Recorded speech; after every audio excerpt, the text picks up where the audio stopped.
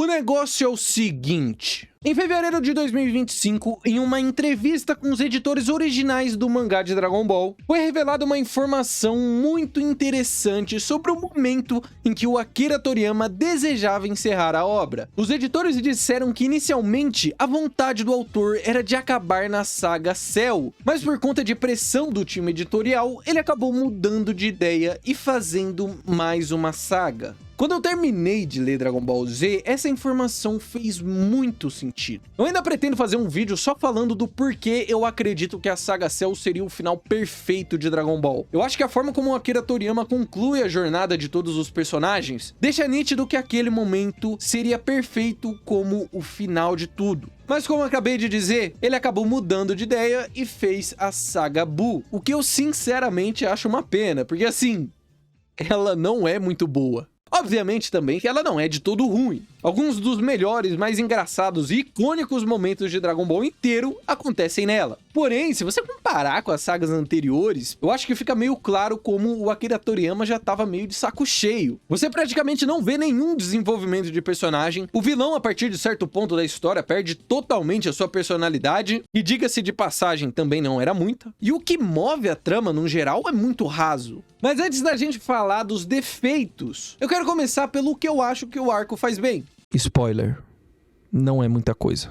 O primeiro ponto positivo pra mim é o humor. Eu acho muito legal como o Akira Toriyama ele recupera bastante da essência do Dragon Ball clássico. Você tem quebra da quarta parede, como ele fazia anteriormente, momentos extremamente bobinhos, como os fantasmas kamikaze do Gotenks e o Majin Buu relaxando durante a luta. Eu acho muito bacana ver tudo isso mais uma vez. O humor do clássico era muito bom. Quando ele não era baseado no Mestre Kami só assediando mulheres de graça, né? E na transição pro Z, essa característica acabou sendo deixada mais de lado, apesar de ainda aparecer em alguns momentos aqui e ali. Outra coisa que é trazida do clássico que eu gosto também é o Goku. Nada me tira da cabeça que o Goten é o Toriyama matando a saudade de fazer o Goku pequeno. Principalmente no começo, a sensação que eu tive é que eu tava vendo um fragmento do Dragon Ball original no Z. Até a coreografia da luta dele contra o Trunks me lembrou bastante o tipo de coreografia que acontecia mais pro final do clássico. E não à toa, o Goten tem literalmente o mesmo visual do pai. Então realmente acredito que o personagem é fruto do Toriyama querendo matar a sua saudade do começo. Mas voltando pro que eu tava dizendo, junto do humor, algo que volta também é o tom mais inocente da história. Principalmente no início, quando a gente acompanha brevemente como tá a vida do Gohan anos após derrotar o Cell. Ele tentando ser um herói na cidade, escondendo sua identidade através do Super Saiyajin e depois com aquele uniforme brega do grande Saiyaman, e tentando se passar como alguém normal pros colegas de classe, é maravilhoso. É muito bacana ver o personagem numa situação mais mundana do dia a dia, interagindo com pessoas normais e sem a preocupação de ter que salvar o mundo de uma grande ameaça. Mais uma vez, traz de volta aquele feeling mais aventuresco e inocente do original. Porém, isso é esquecido a partir do início do torneio de artes marciais, que pra mim marca o início da queda da saga. Quando a história deixa de ser algo mais descontraído e precisa ter uma trama de verdade, as coisas começam a complicar um pouco. E assim surgem os dois problemas principais da saga pra mim, que são a falta de um plot interessante e o vilão ser um personagem muito fraco. Não me entendam mal, eu até gosto do Majin Buu, mas nós temos que admitir também que ele é um personagem muito pouco interessante. Na sua primeira forma, a gente até tem alguns momentos que demonstram algum tipo de carisma e personalidade, principalmente quando ele encontra o menininho cego e depois quando ele conhece o Mr. Satan e o cachorrinho. Mas a partir do momento em que ele se torna o Super Buu, ele vira apenas um chiclete rosa raivoso. Do ponto de vista do autor, essa é uma figura perfeita para se ter na história, principalmente se você não tá com muita vontade de escrevê-la, porque ele é maleável ao extremo, pode ser usado para fazer basicamente o que ele quiser na história de forma conveniente para ela tomar o rumo que o autor achar mais interessante, sem muita preocupação se faz sentido ou não. As atitudes do personagem podem ser facilmente justificadas porque ele é só uma máquina de destruição que não pensa e por isso é imprevisível. Por outro lado, para quem tá lendo pro público, um personagem assim não é muito interessante de se acompanhar. Assim, não é como se os vilões anteriores tivessem conceitos e personalidades extremamente complexas, mas pelo menos eles ainda tinham algo. Por mais que eles seguissem o mesmo arquétipo de alguém extremamente poderoso e arrogante, eles possuíam características e conceitos que os diferenciavam bastante e os deixavam mais interessantes. O Freeza era um imperador galáctico e até ser derrotado era o ser mais poderoso do universo. Ele dominava planetas inteiros e nunca havia encontrado alguém que conseguisse o confrontar. A ideia das suas transformações também era muito legal. Elas serviam para esconder o seu verdadeiro poder. Porém, ao mesmo tempo que ele se achava invencível, ele ainda tinha medo da profecia do Super Saiyajin que surgiria para derrotá-lo, que apesar de ser um conceito muito clichê, ainda funciona na história. Os androides surgem como um ato de vingança de um ex-cientista da Red Ribbon contra o Goku por ele ter destruído a organização quando ainda era criança. Eles são aterrorizantes porque se a história seguisse como deveria, eles iriam exterminar todos os guerreiros Z e dominar o mundo. O Cell é um outro experimento, também feito para derrotar o Goku, mas que foi construído a partir de células de vários outros lutadores e que busca se tornar um ser perfeito. E então chegamos no Majin Buu, um monstro criado por um mágico aleatório que gosta de lutar porque foi feito para destruir tudo,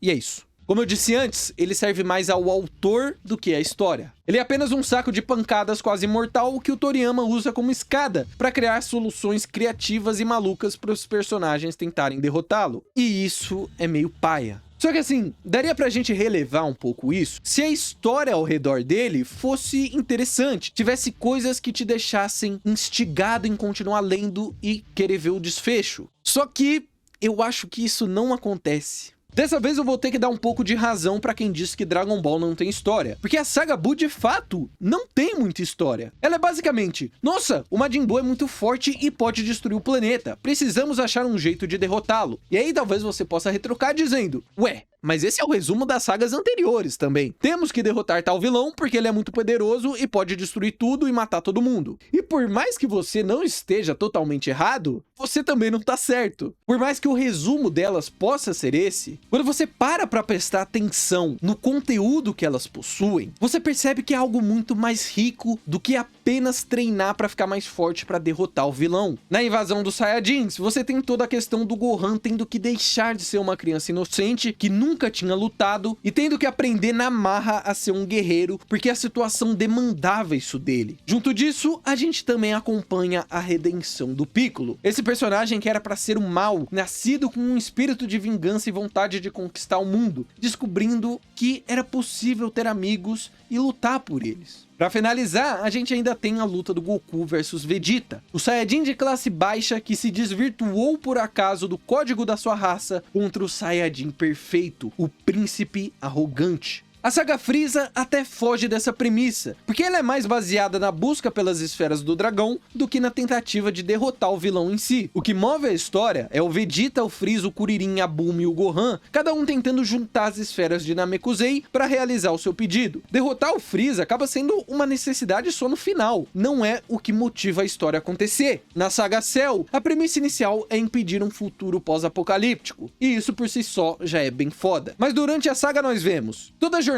do Vegeta tendo seu ego dilacerado e ele deixando de ser alguém do mal. Temos a reconciliação do Piccolo com o Kami-sama e os dois se tornando uma pessoa só mais uma vez. A construção da relação entre o Gohan e o Goku aceitando que ele não é mais o herói da Terra e que a pessoa com maior potencial de conseguir ultrapassar e ser o guerreiro supremo agora é o seu filho. A partir disso nós temos também a pequena jornada do Gohan aceitando esse papel, que fecha a história perfeitamente. Vocês conseguem entender o que eu quero dizer? As sagas anteriores à saga Buu podem não abordar temas complexos e trabalhar personagens de forma extremamente profunda. Porém, até a do Cell, pelo menos, o Toriyama fazia com que os personagens tivessem arcos e jornadas interessantes o suficiente para que você se interessasse por eles e quisesse acompanhar para ver aonde eles chegariam. E pra mim, isso é algo que não acontece na saga Buu. Quase nenhuma relação entre personagens é trabalhada. Inclusive no mangá, parece que o Toriyama tava tão de saco cheio que ele nem se esforçou em fazer muitas cenas bonitinhas entre o Goku e o Goten. No anime, você tem toda uma cena dele pegando o filho no colo e tal, é muito bonitinho. Mas no mangá, ele só chega, vê que ele tem um filho, mas logo depois fica tipo... Pô, legal, mas e aí galera, vamos lutar aqui no torneio? A nota 7 que eu dei pra ele no meu vídeo defendendo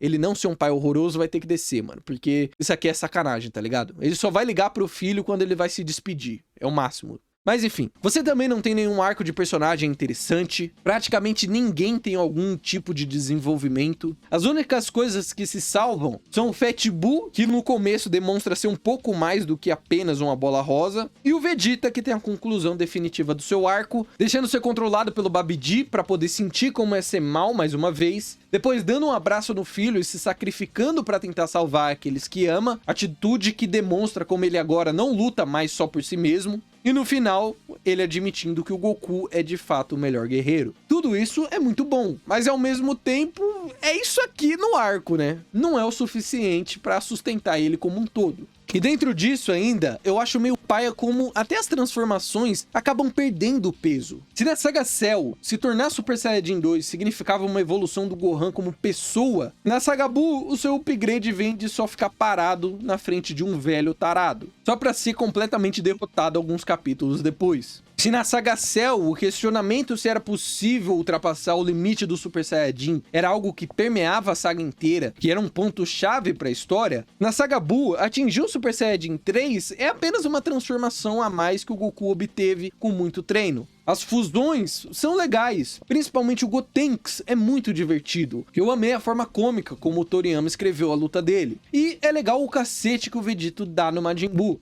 Mas é só isso também. Eles são conceitos legais, mas ao mesmo tempo vazios. A fusão não é nenhuma conquista por algum tipo de grande esforço, um novo patamar que os personagens conseguem alcançar por superar os seus próprios limites. O Goten e o Trunks só tiveram que treinar dança tal qual um jovem no TikTok. E o Goku e o Vegeta nem isso precisaram fazer, só colocaram um brinco e tcharam, temos uma fusão. De novo, são conceitos legais, mas vazios que existem simplesmente para que lutas mais interessantes aconteçam. Pra mim, tudo isso que eu falei aqui no vídeo deixa nítido como Akira Toriyama já não tinha tanta vontade de continuar fazendo Dragon Ball. Eu acho que ele estava só fazendo o que achava que seria legal, criando coisas que ele acreditava que seriam interessantes, sem muita preocupação com a história. E como ele era um gênio, mesmo sem muita vontade, ele ainda conseguiu criar alguns dos momentos mais icônicos da história dos animes/mangás. Apesar do meu eu de hoje em dia, que tem uma visão um pouco mais crítica das coisas, não ter gostado tanto de ler a saga Buu, eu não posso ignorar o impacto que ela teve em mim quando eu era criança. Eu lembro muito bem de assistir a luta final do Goku e levantar meus braços para ajudar ele na Genkidama. Eu me lembro muito bem que a saga Buu foi a única saga que eu assisti inteira na internet, justamente porque eu achava que as outras tinham pouca porradaria e muita historinha. Então, por mais que eu acho que tudo que eu falei aqui seja verdade, a saga Buu ainda é legal. Ela não é algo intragável, tá ligado? Dá pra você se divertir vendo ela, tem vários momentos legais. Mas eu ainda acho que o Gold Akira Toriyama tava certo em querer acabar na saga Cell. Você não concorda comigo, Vegito?